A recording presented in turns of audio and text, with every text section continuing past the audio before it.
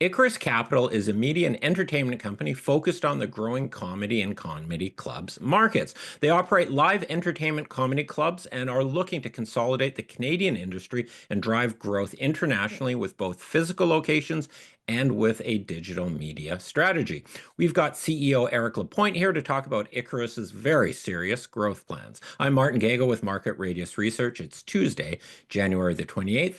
Please remember this is neither a recommendation nor investment advice. We're here to learn about the company. Eric, thanks a lot for joining us. You've got a very interesting business model, and let's hear about the economics and the return on investment of laughs. Icarus Capital is focused on comedy, as you said, but our primary focus this year and goal is to acquire the Yuk Yuk's franchise or business based out of Toronto and to execute its growth plan. Just to introduce the rest of our team, so myself, I'm the CEO, and my entire career has been in the entertainment circuit, and notably working for Cirque du Soleil and Just for Laughs. My business partner, Gary Yule, he's our CFO. His experience is with TELUS and Great Canadian Gaming, but he was also the franchisee of Yuk Yuk's Vancouver for some 12 years. So both of us live and breathe comedy in a very big way. And two of our prominent board members are Thomas Bell and Howard Blank. They are former casino and entertainment executives as well. So in year 1 to year 3, what we are aiming to do is to solidify the Canadian clubs from Yuk Yuk's nationally, and to greatly expand that. So we've seen, a great opportunity to do that in many other cities. By year 3, we want to start to expand into the United States, and we'll talk about that strategy in just a moment. And then finally, our sights are kind of set on the world.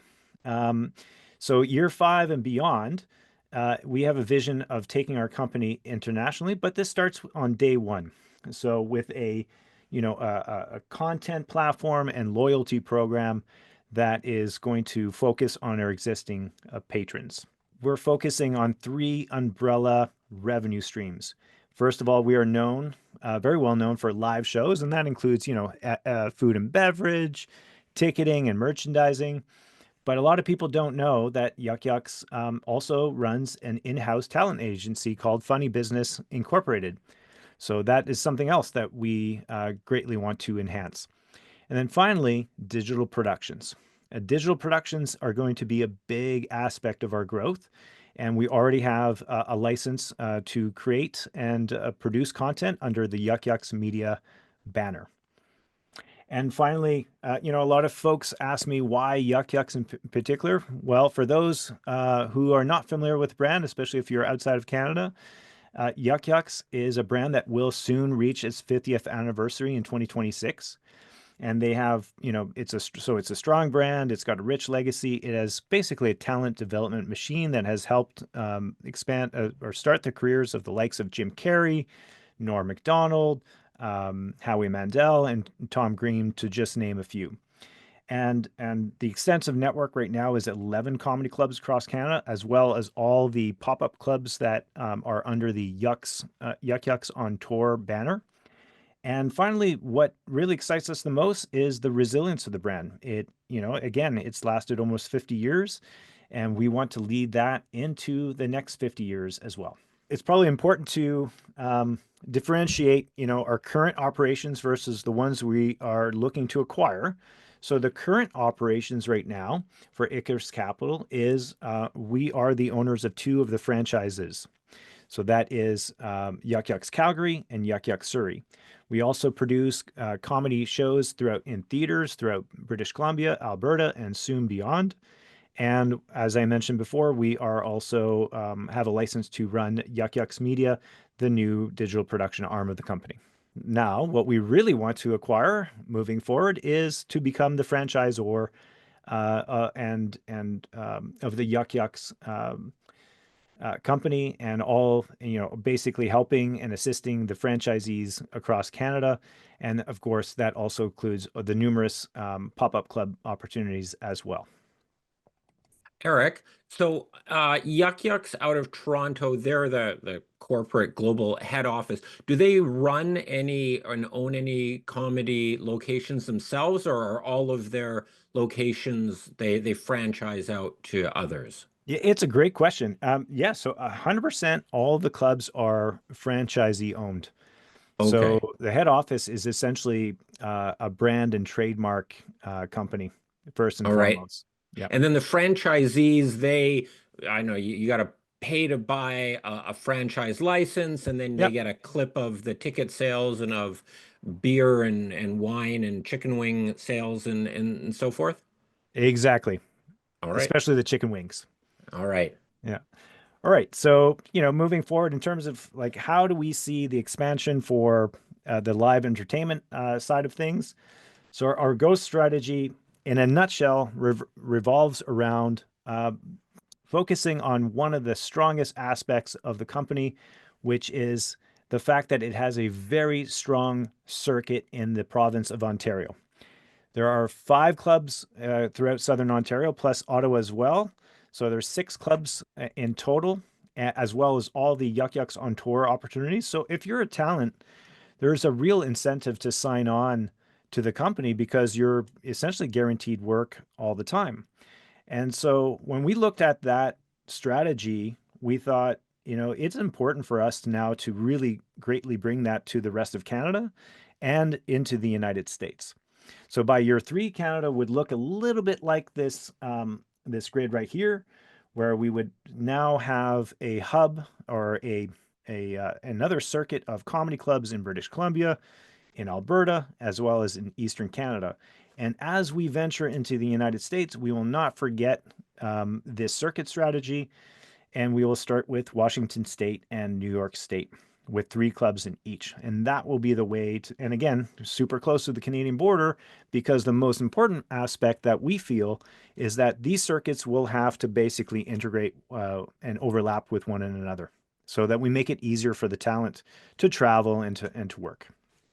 So this way, like a talent can, even if they're not from Toronto, they can go to Toronto and then hit a bunch of clubs on and do their own little tour and economically and rent a car, or take a bus or whatever from stop to stop and be pretty efficient about it instead of bouncing from Toronto to Winnipeg and doing that whole thing. Yeah, exactly. And you'll see this a lot in the United States where comedians are flying over to the other side of the country to do a weekend of shows in a given market.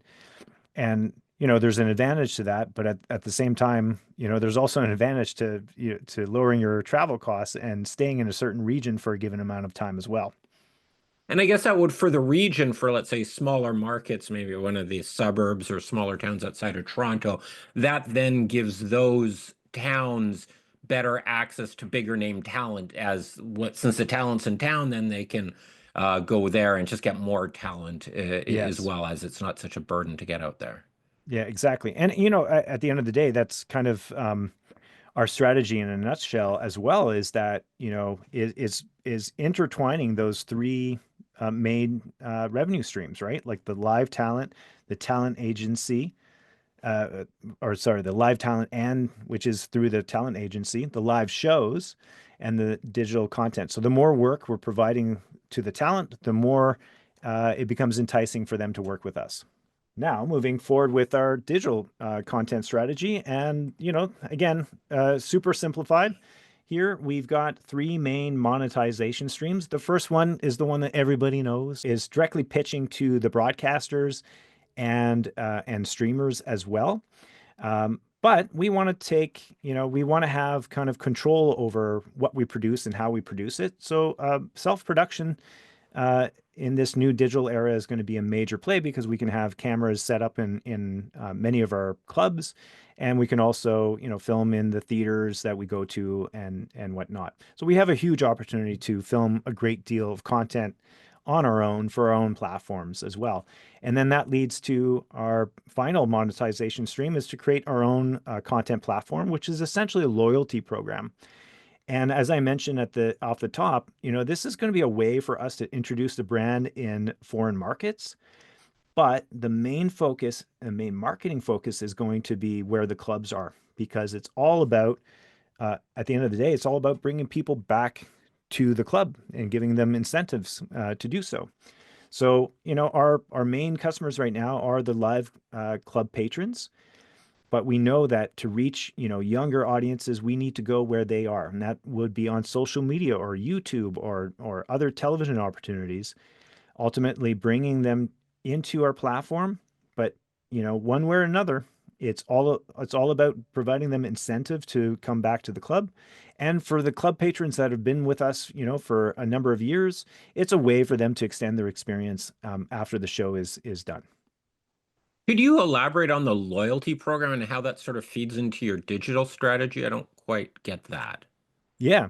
So the loyalty program essentially is what we want to do is it'll house content, which is the most important part. We've got, a streaming subscription service that we're going to have, but in this day and age, that's just not quite enough. And I think the biggest enticement is the fact that people will get discounts. They'll get discounts for food and beverage. They'll get discounts for tickets. They'll get priority seating, perhaps. It all depends on what they want and favor the most. We will provide those offers to them. And finally, so we're doing two concurrent raises right now. The first one is a working capital raise between $126,000 and $218,000. This is open for another month until about the end of February of 2024. This is open pretty much to anybody with a credit card. So if they want more information on that, they can visit us at icaruscapital.ca/invest. And of course, we are currently doing a major raise to acquire the Yuk Yuk's brand. So that we are seeking accredited investors and strategic investors to join us on this journey. And again, they can just check us out on icaruscapital.ca and find out more about it. So the plan would be to acquire Yuk Yuk's head office in 2025. And what would be for like post acquisition, what are kind of the main strategies you would put together at that point? Is just put together your touring platform, sort of streamline operations, or what would be the initial priorities? That's a really good question. And I think, in all fairness, I think we're going to be sitting down with the franchisees first and foremost and that's going to be part of our due diligence process. So while I have ideas of exactly what we want to do, we really want to hear from the franchisees and hear what they think we need to do to improve things. Because at the end of the day, we're there to service them. We're there to make, their businesses more successful. And so that might include, looking at one of the things we're looking at is the ticketing system. How can we enhance the ticketing system? How can we integrate the content that gets involved? But again, at the end of the day, I really want to hear from the franchisees to hear what they think will help their businesses and their bottom lines. Eric, you talked about expanding into the US. In Canada, the only real competition I can think of for you is the Just for Laughs brand. What about in the US? There's some big profile names like in whatever the Comedy Store, and I can't. And in New York, they've got Yep. some real marquee names. Are there other people sort of consolidating like chains that you are, or what does the competitive landscape look like, or is it just a bunch of little mom and pop comedy stores in different cities around the states? It's all of the above. So, Okay. so for sure in Canada, we have less competition on the comedy club circuit level. Just for Laughs is indeed a major competitor in a sense, but a, they're in a different segment of the comedy industry. So they're really focusing on comedy festivals. I enjoyed working there. I see them kind of as a partner in many ways. Like, when they have festivals and we have a comedy club, they can use it. When they're looking for talent development, we can help them. It's a little bit different than what we do in the United States. However, there's a lot of competition. And yeah, you're right. There's mom and pop shops, and there are major holding companies that own multiple different branded shops, and then there's major brands like the Improv, which is, the biggest one in the world. They have about 23 locations. Oh, And wow. that's one of the interesting things about what we're, with Yuk Yuk's is we are the second biggest comedy chain in the world with 11 franchises from across Canada. And after that, I believe the third biggest is the Laugh Factory, which has about 8 locations across the United States. So, again, as I mentioned off the top, it's like our first focus is going to be on solidifying and expanding Canada before we go down into the United States. And we might not even go in the same regions as some of those competitors. Well, yeah, obviously the US is a gigantic market, and between 20 something in the other group, that not even one per state there. So it looks like I would think Yeah. there's lots of room for that. And there's Um, lots of room for comedy. At yeah. the end of the day, consumers want different opportunities, and there's underserved markets that, need support and need comedy. So that's one of the Yeah. things that we're going to be bringing. With post-COVID, there's been a resurgence of sort of people wanting to get out of the house and do live events. Are we seeing that in the comedy world as well? More attendance, more interest in comedy shows? Yeah, yeah, absolutely. So it's been great. Since, post COVID starting 2022, people are really happy to get back into a live setting, and just excited to be. I think also young folks are, who were glued to their screens for 2 years, might not have known really what it was like to go to live events, whether it's Yeah. music or comedy. So, yeah, there's definitely a resurgence of live events once again. Is there anything else we haven't covered that you'd like to bring up, or any final comments before we call it a day here? I appreciate this opportunity to introduce Icarus Capital to your viewers and kind of give a glimpse of what we're doing. Of course, there's a lot more details than this, and we often have to sign NDAs to go into the real deep strategy. But if anybody is interested, they can reach out to us via our website at icaruscapital.ca, and we'll be happy to start a conversation with them. Eric, thank you. That was great. Very interesting. I love hearing about different. I've never dealt with a business like this before, so it's great to learn a little bit about the economics of comedy. So thank you very much, and I look forward to watching guys' progress. All right. Thank you so much.